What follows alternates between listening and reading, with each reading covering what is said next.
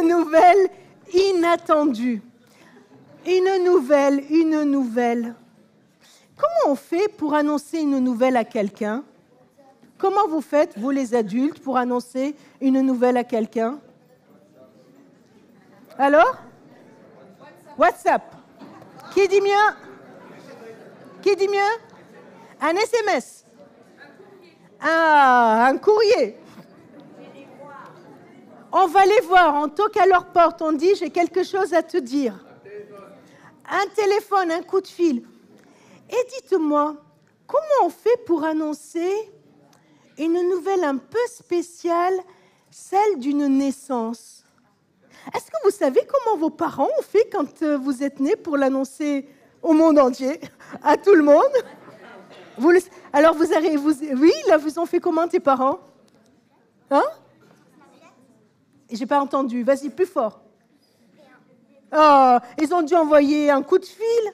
La semaine dernière, quelqu'un a annoncé une naissance d'un petit garçon qui s'appelle Vahé. Il nous a envoyé une photo. Alors, j'essayais de réfléchir à ça. Mais comment on annonce une naissance? Et je me suis souvenue comment moi, je l'ai fait la dernière fois. Regardez ce que j'ai fait. Vous reconnaissez? Vous reconnaissez? Peut-être pas, hein, parce que vous ne la connaissez pas. C'est mon bébé. Bon, mon bébé qui a grandi, hein, qui a 17 ans maintenant et qui me dépasse. La dernière fois que j'ai eu à annoncer une naissance, eh bien, j'ai pris sa photo, j'ai fait une jolie carte, j'ai essayé de faire de mon mieux. Avec son papa, on a trouvé le texte. Et puis, tous ceux qui avaient un mail, on l'a envoyé par mail. Et tous ceux qui n'avaient pas de mail, alors on l'a imprimé. On l'a mis dans une jolie enveloppe avec un timbre. Parce que je voulais qu'on le sache. Son papa et moi, on était tellement contents qu'on voulait que plein de gens, que tous nos amis sachent que nous avons eu une petite fille et elle s'appelle Anaïs. Et puis pendant que je préparais, je réfléchissais à ça pour ce culte, j'ai levé la tête et j'ai vu qu'à côté de mon bureau, il y avait un petit tableau avec des petites photos dessus. Et j'en ai trouvé deux que je vais vous montrer. Vous allez essayer de deviner de qui il s'agit. C'est des petits faire-part de naissance. Regardez le suivant. Vous reconnaissez? Allez, lève-toi pour que tout le monde te voit. Allez, allez, c'est lui. C'était sa naissance et à côté, c'est Emma. Elle est où, Emma? Ah, voilà, c'est Emma qui a eu la grande sœur qui l'avait dans les bras. Et puis, il y en avait une autre à côté, regardez. Qui c'est? Ouais, vas-y, lève-toi aussi. C'est Lisa. Et peut-être que vous avez, vous aussi, le faire-part de votre naissance. Je ne sais pas si ça se fait encore. Ça se fait encore? Aussi, ah oui, parce que moi, ça fait il y a 17 ans, donc je ne sais plus. Hein. Et pendant que je discutais avec une amie de faire part de tout ça, elle m'a dit, tu sais quoi? Moi, j'ai même le faire part de ma naissance. Et regardez à quoi ça ressemble. C'est vrai que c'est d'un autre temps. Hein? Elle est où? Je ne sais pas si elle est là. Vous savez qui c'est? Voilà, regarde. Allez, tu te lèves aussi. Hein? C'est le faire part d'Annie. C'était le faire part d'Annie. Annie Hocher. Et son faire part, ses parents qui annoncent avec joie la naissance de leur enfant. Eh bien, Noël, c'est l'histoire d'une naissance.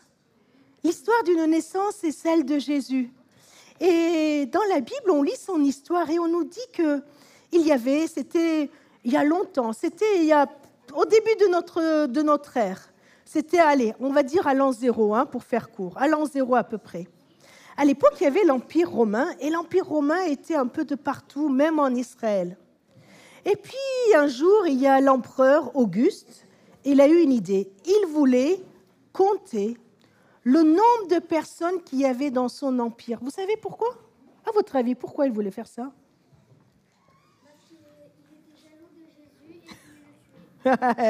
Et il voulait savoir exactement combien de personnes il y avait dans son empire. Il aurait pu, avec son doigt, compter, mais c'est pas possible, parce que l'empire, il est immense et il y a du monde un peu de partout. Alors, il a eu une idée. Il a dit, on va faire un recensement. Le recensement, c'est simple. Chacun devait aller dans la ville d'où il était d'origine, là où il y avait ses parents, ses grands-parents, vous voyez, la ville où il était d'origine, il fallait qu'il aille dans un bureau, comme un peu la mairie, ici, et il fallait qu'il aille donner son nom et qu'il aille s'inscrire.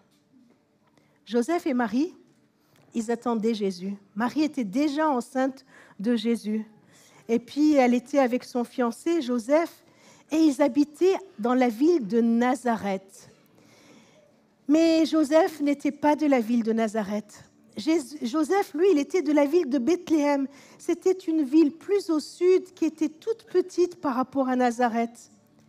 Alors Joseph, il était obligé de prendre Marie, qui attendait déjà son bébé, elle était bien enceinte, et marcher, aller jusqu'à Bethléem. Vous avez vu sur la carte combien d'heures il fallait marcher ? Et vous croyez que c'était possible de le faire en une journée ? Il n'y avait pas de TGV, il n'y avait pas de voiture. Le seul moyen qu'ils avaient, c'était peut-être de prendre un âne et puis de marcher pendant très très longtemps. Ils ont dû mettre plusieurs jours à mon avis. Ils n'ont certainement pas fait ça d'une fois. Alors ils sont arrivés à Bethléem. Bethléem, c'était une petite ville, c'est la ville d'où venait Joseph. Mais Bethléem, c'était une ville où était né aussi quelqu'un de très important, le roi David. Le roi David était né à Bethléem et il était berger même à Bethléem. Il avait un petit travail tout petit, il était juste berger. Oh, à l'époque, les bergers, c'était les petits de la famille. C'était pas un métier très valeureux. On disait, bon, allez, soit tu vas être berger. Et David était comme ça. C'était un berger à Bethléem et il est devenu le grand roi, le roi d'Israël. Marie, Joseph, ils marchent et ils arrivent enfin à Bethléem. Et quand ils arrivent à Bethléem, c'était le moment où le bébé allait naître. Alors ils sont vite allés dans l'auberge, comme un petit hôtel maintenant, pour trouver une place pour eux. Mais il y avait une grande salle de voyageurs et cette salle était remplie. Ils n'avaient pas de place pour eux. Il n'y avait pas de place pour entrer. Alors ils sont allés à côté. À côté, il y avait une étable avec du foin, avec de la paille. Ils sont arrivés dans l'étable et c'est là. C'est là que Marie a eu son bébé. Elle l'a pris et elle l'a mis dans la mangeoire. Ça devait être une mangeoire un peu comme celle-ci, où il y avait de la paille pour que ce soit tout doux. Elle a mis là-bas son bébé. Son bébé venait de naître. De quoi on est ébloui ? Qu'est-ce qui nous éblouit ? Oui ? La lumière. Là, il y a quelqu'un qui a dit, oui, c'est la lumière qui nous éblouit. Bien sûr, surtout quand on est dans le noir et qu'on avance, la lumière nous éblouit. Eh bien, c'est exactement ce qui est arrivé. Pendant ce temps, pendant qu'il y avait Marie, Joseph, avec leur bébé dans l'étable.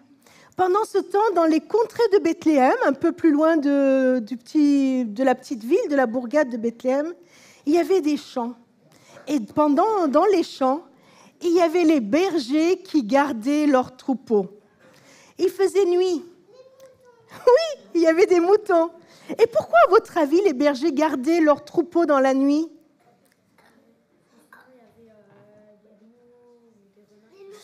Oui, il pourrait y avoir des loups et des animaux qui viennent embêter les troupeaux. Et ils pourraient venir les manger, tout à fait. Ouais, ça, c'est pas gentil de les manger. Alors, pourquoi ils devaient les garder aussi, à votre avis ? Alors, pour ne pas qu'il y ait des animaux qui viennent les embêter ? Pour les soigner ? Si jamais il y avait une bête malade dans la nuit, il fallait la soigner. Mais bien sûr, pour ne pas qu'ils se perdent, pour ne pas qu'ils s'échappent, pour ne pas qu'ils aillent à droite à gauche. Et il fallait que jour et nuit, même la nuit, il y ait des bergers qui gardent le troupeau. Alors écoutez ce qui s'est passé. Il y avait là les bergers qui gardaient leur troupeau et d'un coup, dans le ciel, il y a eu une grande lumière qui les a éblouis. Mais oui, il y a eu une lumière immense. Et il paraît que le texte dit que cette lumière était tellement grande qu'on y voyait toute la grandeur de la gloire de Dieu. Les bergers, ils étaient éblouis par la lumière, ils regardaient ça, ils se disaient, mais qu'est-ce qui se passe? Qu'est-ce qui se passe? Mais qui c'est qui a envoyé cette lumière? Qui c'est qui envoie cet ange? Et ils étaient là, ils regardaient et ils ont commencé à avoir peur. Ils ont été pris de panique, ils disaient, mais qu'est-ce qui se passe? Et d'un coup, l'ange leur a dit, n'ayez pas peur. N'ayez pas peur, je vous annonce une grande nouvelle qui sera pour vous et pour le monde entier un sujet qui va vous donner beaucoup de joie. C'est une nouvelle qui va vous donner beaucoup de joie. Alors les bergers, ils attendaient cette nouvelle, ils attendaient de savoir c'était quoi cette nouvelle que l'ange était venu leur annoncer. Et puis l'ange leur dit, cette nuit, dans la ville de David. C'est où la ville de David? Dans la ville de David, c'est-à-dire à Bethléem, il vous est né un sauveur. Il est né un enfant. Il vous est né un enfant, c'est un sauveur. Il sera pour le monde entier un sauveur. Alors ils étaient là, ils regardaient, ils réfléchissaient. Et puis l'ange leur dit, voilà comment vous allez le reconnaître. Vous allez trouver un bébé qui sera emmailloté dans un joli drap, dans du linge, et il sera couché dans une mangeoire. C'est quel bébé à votre avis? Et c'est qui sa maman? Mais c'est bizarre. Marie, elle n'a pas envoyé, je sais pas moi, une carte postale. Elle n'a pas envoyé quelqu'un à lui dire, allez, va dire au berger qu'un bébé est né. Mais c'est qui a envoyé l'ange? C'est qui l'a envoyé? Oui, c'était pas Marie qui l'avait envoyé.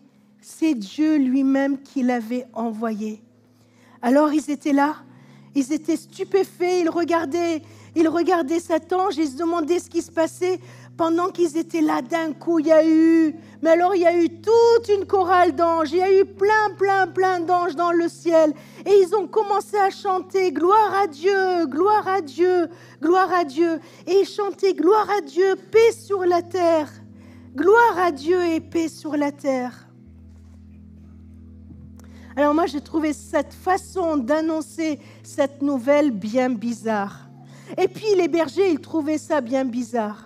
Je suis allée regarder sur Internet le nombre d'enfants, le nombre de bébés qui naissent par jour. Est-ce que vous savez combien d'enfants naissent chaque jour dans le monde? Alors, je prends mes notes. Écoutez bien.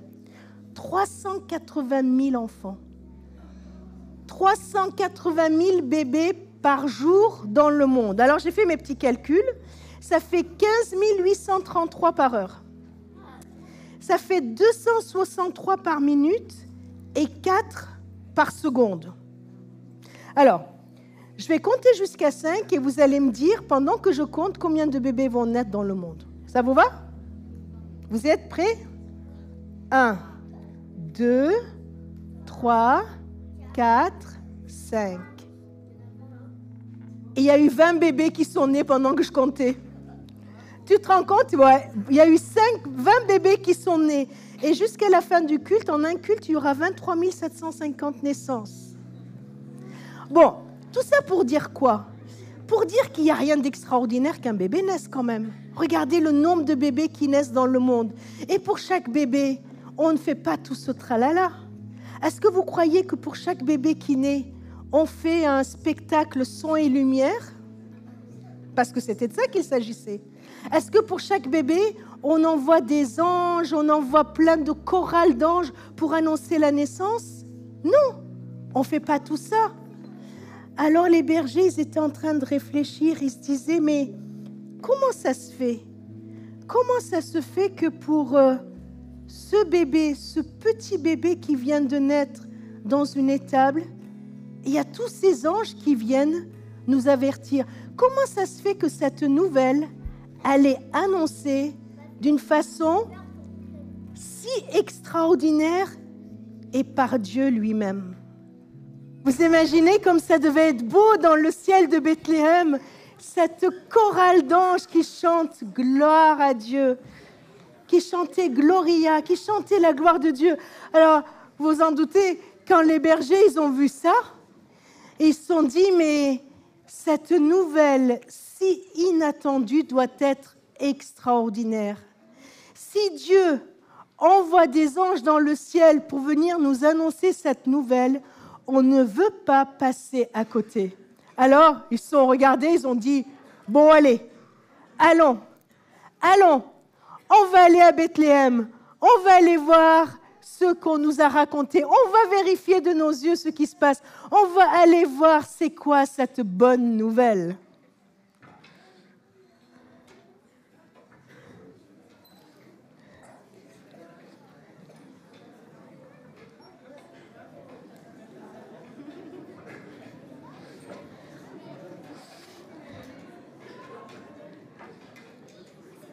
Les bergers, ils sont arrivés à Bethléem et ils ont trouvé cette étable. Et ils ont vu exactement comme les anges leur avaient annoncé. Ils ont vu cette mangeoire et ils ont vu ce bébé. Alors ils ont raconté à Marie et à Joseph tout ce qui s'était passé. Ils ont raconté comment les anges sont venus leur annoncer cette nouvelle. Et alors, ils sont venus là. Et puis Marie, elle savait. Marie, elle savait qui était ce bébé qu'elle avait dans les bras. Elle savait ce qui se passait. Et alors, les bergers se sont mis à genoux. Et ils ont adoré Dieu. Ils se sont mis à genoux et ils ont adoré Dieu. Parce qu'ils ont compris quelle était cette nouvelle si inattendue. Ils ont compris ce que c'était que cette nouvelle. Vous savez, on a besoin d'aller juste à côté de Jésus pour comprendre cette nouvelle. Les bergers, c'est ce qu'ils ont fait. Ils ne sont pas restés dans les champs. Ils n'ont pas dit « Oh, allez, c'est pas grave, on verra à un autre moment. » Non, ils ont couru, ils ont vu Jésus, ils l'ont adoré. Et leur cœur était plein de joie. Alors, ils se sont levés et ils sont rentrés chez eux en criant de joie, en louant Dieu, tellement ils étaient heureux d'apprendre cette bonne nouvelle. Alors, ils se sont levés et ils se sont levés et ils sont courus chez eux.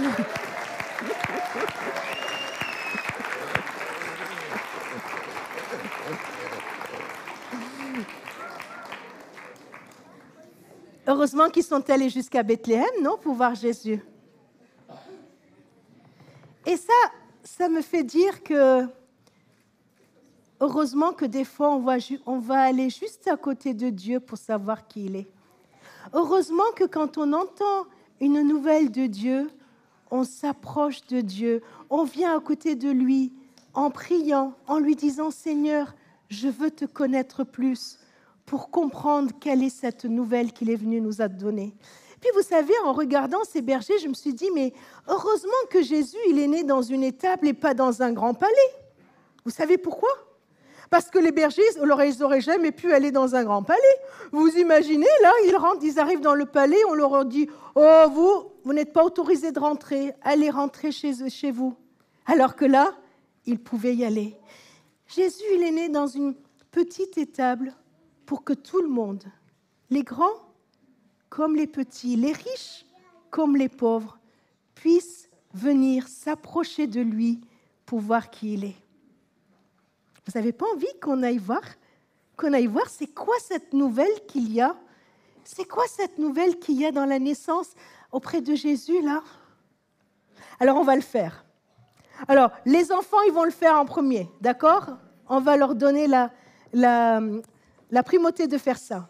Alors, on va faire tout doucement, on va écouter un chant. Attendez, restez assis. Pas encore. Attendez, vous êtes pressés, hein? Ça, c'est génial que vous soyez pressés. S'il y a des enfants dans la salle, vous pouvez venir aussi, hein, bien sûr. Alors, dès que le chant commence, on va se lever. Vous allez vous lever un à un et vous allez voir c'est quoi cette nouvelle qu'il y a dans l'étable de Bethléem. Et les chants que nous allons chanter disent ce qu'est cette nouvelle extraordinaire, inattendue, que les bergers, il y a 2000 ans, et nous maintenant, nous pouvons recevoir.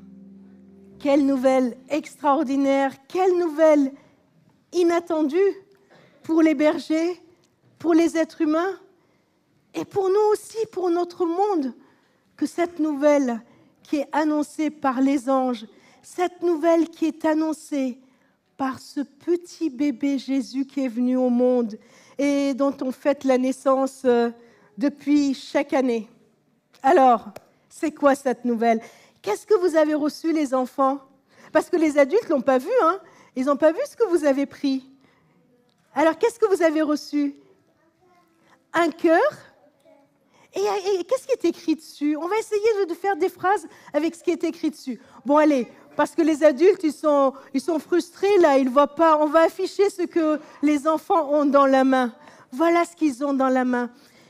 Qu'est-ce qui est écrit dessus? Je t'aime.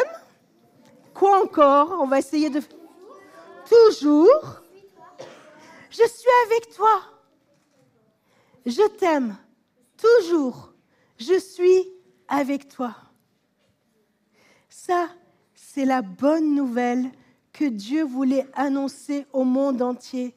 Dieu, il avait tellement envie que le monde entier, que les 380 000 enfants qui naissent chaque jour, que leurs parents, leurs grands-parents, que leurs oncles, les tantes, les voisins, que le monde entier ait cette nouvelle, qu'il est venu lui-même.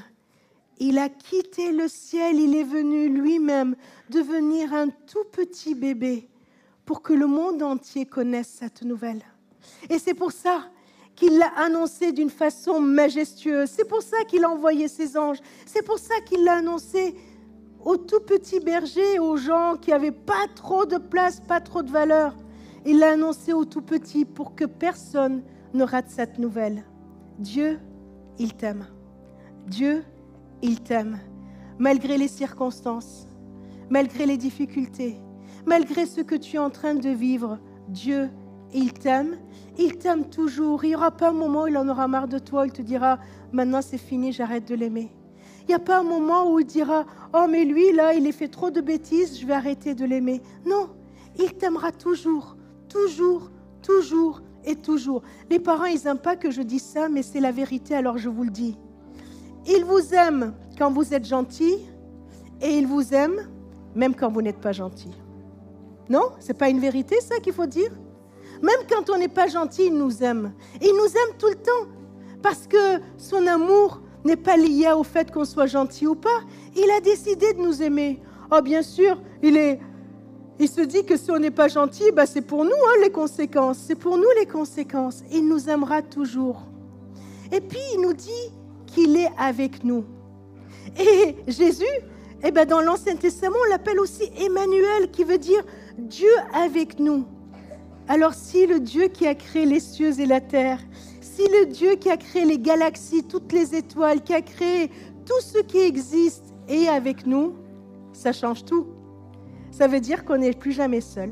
Il est avec nous toujours. On n'est plus jamais seul.